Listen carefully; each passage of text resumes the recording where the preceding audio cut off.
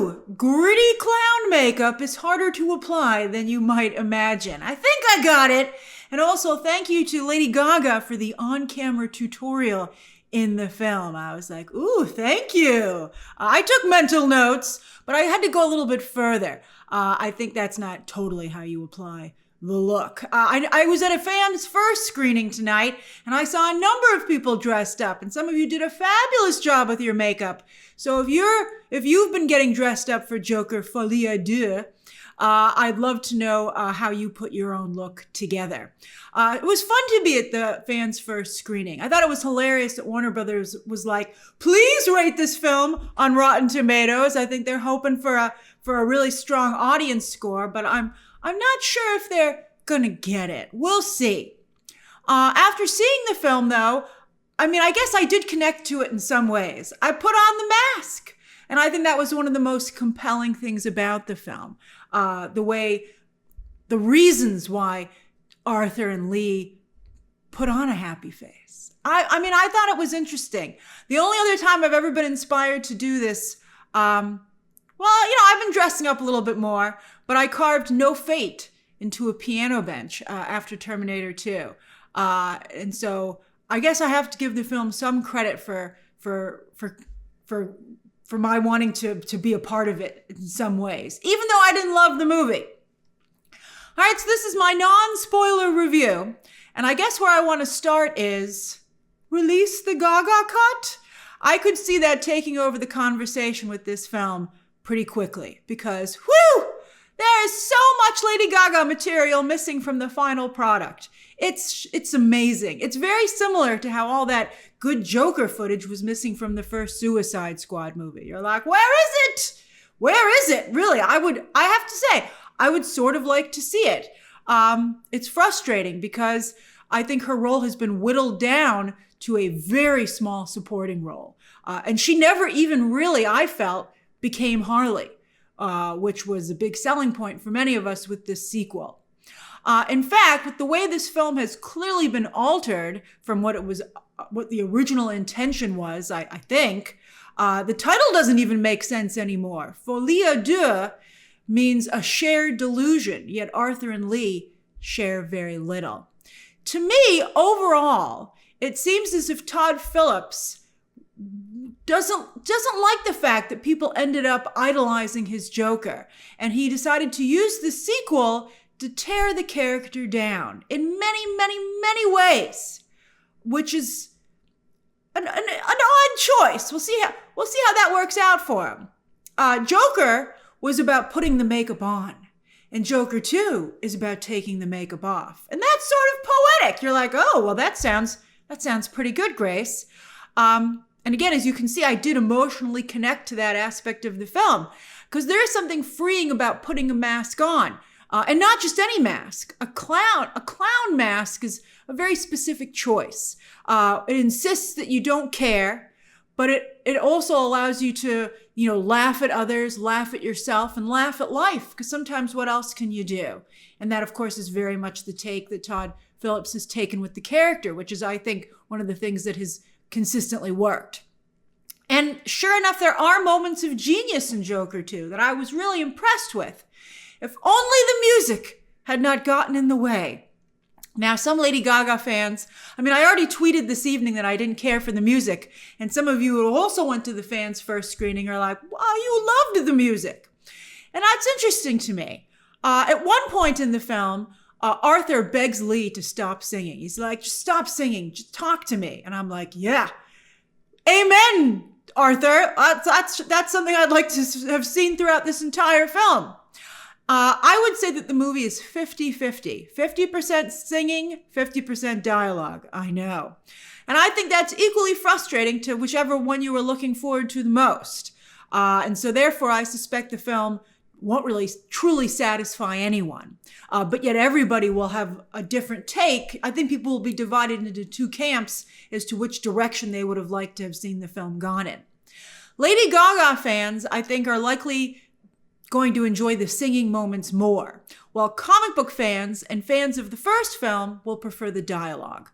I'm somewhere in between. I like Lady Gaga a lot, and so some of the musical moments did work for me, But overall, as a comic book fan, I really know the source material. I was looking forward to continuing this different take on Joker. I preferred the dialogue scenes immensely. Much preferred the dialogue sequences. And some of them, again, are quite good. And that makes it even more frustrating. You're like, there's good stuff here. Why can't I'd like some more, please, sir. There is, in fact, so much singing, and the film stops dead in its tracks every time someone breaks into song. Usually in a musical, a song moves the plot forward. Not here. I don't think that Todd Phillips really understands musicals, which is a problem. I can't fault Todd Phillips for wanting to do something different, but I think he should have hired somebody to work with him who knows musicals, and I think he should have hired a female screenwriter, and I think that would have gone a long way towards making these choices work. Because I'm like, you don't really understand women, and you don't really understand musicals. But here we are. So the film just stops dead in its tracks every time somebody sings. And so therefore the film never really gets going. Joker 2 is like the idea of a sequel, a sketch instead of a proper actual sequel. You're like, when's the movie going to start? Oh, it's over? Poop. Also, Joker 2 feels sort of derivative. It feels a lot like The Penguin, which of course is airing right now, a realistic take on a Batman villain in a realistic Gotham. Very muted, right? And also, where's Batman? Where's Batman? He's not here. And it's also a bit like the latest season of Monsters, by the way, which is also on right now. This is all fabulous stuff, by the way. I'm sorry to say, I don't know. It's hard for me to tell you not to see Joker 2, because again, there's some stuff that's so brilliant it deserves to be seen. But I always like the experimental stuff, which I think it's pretty clear at this point, a lot of you don't, right? If you can't appreciate Megalopolis or The Last Jedi for what their commentary, I don't think you're gonna like Joker 2. So, also, with the reason I brought up Monsters is that this talks a lot about the effects of abuse as a factor in creating people who therefore become violent themselves. Now, on that note, if you've watched Mindhunter, another fabulous show, you know that mothers who are cruel to their sons often turn those sons into killers. And it's an interesting phenomenon that as we get further and further along, there are more and more serial killers than there used to be, which is something that, is being looked into.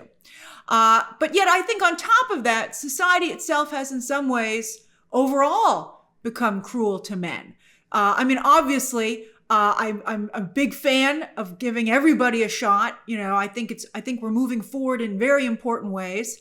But I think, and sometimes, instead of trying to just put everybody forward and on the same page, I think sometimes people are like, well, let's have men, see what it was like to have been what everybody else was dealing with. And, I can understand that emotional response, but it's a complex situation. But I think you can definitely say that a lot of men today feel very disenfranchised. And Joker 2, just like the first movie, I think focuses on that. And those feelings are no joke, by the way. It needs to be addressed because disenfranchised men, those really complex emotions are manifesting themselves in behavior, really bad behavior in men of all ages, but particularly young men in many areas. And it's a problem. But while the first Joker was sympathetic to these men, which some people took issue with, which I think is one of the reasons the first movie did not have a good critic score. But I think it's one of the reasons the first film was so successful, because those young men felt seen. But Joker 2 instead decides to be brutally honest. It's tough. It's tough. And just as Joker can't take that brutal honesty, and one of the best scenes of the film, by the way, I thought it was incredible. I think this approach makes Joker 2 difficult for anyone to watch, but particularly difficult for, I think, the male fans who connected so much with the first film. I'm not quite sure why Todd Phillips decided. Those young men made the first Joker film so incredibly successful, $1 billion film. And I think it's surprising to have the sequel treat them that way. Again, this is a complex situation. I do think that they're, I don't want, it's tough, It's tough. There is romance in Joker 2, which is at first charming, but then becomes a little taxing as it becomes like hanging out with a friend who's in love and they don't want to talk about anything else. You're like, we get it, you're in love, but this is folie à deux, not ménage à trois. So there's nothing to do with us. So can we talk about something else, please? Joker, I came here to see you be a villain, not fall in love. And he's like, sorry, she loves me not. And you're like, just want to get the flower and twist it all up. However, as the film goes on, this is another disappointing element. This is very disappointing. To see the character of Harley Quinn, who has been an important exploration of not only abuse, but freeing oneself from that abuse, turned into an unlikable character. Oh boy. Whose actions seem cruel and aloof. And then, this is what's so odd. It seems as though Todd Phillips is playing into how a lot of these frustrated men have come to feel about women. And you're like, how is this helpful, Todd? It's also very disappointing because some of these disenfranchised men have decided to vilify women rather than trying to understand them. And that has also become a real problem in society. So I was like, why would you do that here, Todd? Lady Gaga's Lee is such a two-dimensional character who is never defined, never explored. A huge departure from the strong female characters that the Batman comics and stories have been famous for. Wonderfully so, and has won Batman, like the X-Men, a lot of female fans. And LGBTQ fans, by the way. I think maybe it would have benefited, as I said, Phillips to bring on a female screenwriter to work with him if he doesn't know how to write female characters. And oh boy, does he not know how to write female characters. I have the same problem with Christopher Nolan, by the way, although it hasn't hurt the success of his films either. So I don't know if it's going to hurt, but I think what really creates a situation is here, I don't know who Joker 2 is going to appeal to. It's going to off-put the frustrated men. But then also it's going to be off-putting to the women and LGBTQ community, I would think. I don't think that Christopher Nolan can write female characters. And you know what else it reminds me of? I feel like we're getting here the treatment of Wanda in Multiverse of Madness rather than what we wanted for this Harley Quinn, and that's the Wanda from WandaVision. That's very much how I felt about the direction in which they went. However, to her credit, Lady Gaga does as good a job as she possibly can with what's left of her role. She's charismatic and dynamic. I would have liked to have learned more about her character. And she seems like a perfect Harley Quinn to Joaquin Phoenix's Joker. There's one point early on in the movie where they're running around Arkham, and I'm like, oh, that's Joker and Harley. That's so cool. It's a real shame that her best Harley Quinn look is barely on screen. The pixie haircut and stuff. You're like, where is that? And they're like, oh, we decided to cut it, except for this one gorgeous shot. And you're like, Phillips. And while the advertising has made this seem like a two-hander, the final film is it's totally Joaquin Phoenix's film. And he's quite good. He's very good. The handful of brilliant scenes are not only thanks to the script, but to his impressive work, which brings it to life. It's difficult. He's asked to do some difficult things, and he delivers. There's one courtroom scene. Oh, I won't give it away, but you'll know it when you see it, which is just absolutely incredible and probably my favorite scene in the film. And he's still able to make Arthur Fleck a sympathetic, interesting, and haunting character who seems worthy of the adoration he's experiencing in the film. And so you feel bad when the film seems to want to tear him down. Joker's newfound celebrity is one of the best aspects about this film, as well as exploring how Arthur does feel more confident behind the mask. Yet to put on that show is more taxing than we or he realizes, which I also thought was sort of interesting, but I didn't like the direction that they ended up going with it. There's a lot of talk about what mental illnesses Arthur might be suffering from, and I think you can add imposter syndrome to the list. I wonder if also maybe that's something that Phillips and Phoenix were experiencing, and that's maybe why they decided to go in this direction with the film. I can't believe that nobody was like, guys, I see you're full of emotions and feeling, but you're making big mistakes here. The rest of the acting is top-notch, very strong. Brendan Gleeson, Catherine Keener, and Steve Coogan are all fantastic, as you would expect, grounding Arthur and Lee's fantasy in reality. They're wonderful. The only actor who's off is Harry Lottie as Harvey Dent. He just doesn't have the same depth that all the other actors do, so he just seems out of place. The cinematography is also excellent. It's really a beautiful film. I saw it in IMAX, and I thought the IMAX screen was expertly used. Just beautiful shot after shot after shot. Very artistic to great effect. Joker 2 looks even better than the first film and calls to mind, in fact, Christopher Nolan's The Dark Knight in many sequences. You know, it's weird. All these great Batman stories are not related. But I felt like this seemed the most like The Dark Knight to me in some ways. There's also a very interesting opening, which I did not know about going in, and I hope nobody spoils it for you. I sort of liked it. At first, I was like, what are we doing here? And then I was like, oh, this is interesting. But as I said, it called to mind Megalopolis, and it's not lost on me that we just discussed that film, which was torn apart by almost everybody. A very experimental film. I liked it. I appreciated it. But here's Phillips also going experimental with Joker 2, and I wonder if his work will be better received, or at least a little better received, because it's a sequel and a comic book film. You know, will that save him? You know, like, I think it's very similar. It's very interesting to me that he did something very similar to what Francis Ford Coppola did with Megalopolis. I think there could have been a good movie in here if Todd Phillips had chosen a direction to go in, instead of trying to be both a comic book movie and an experimental musical.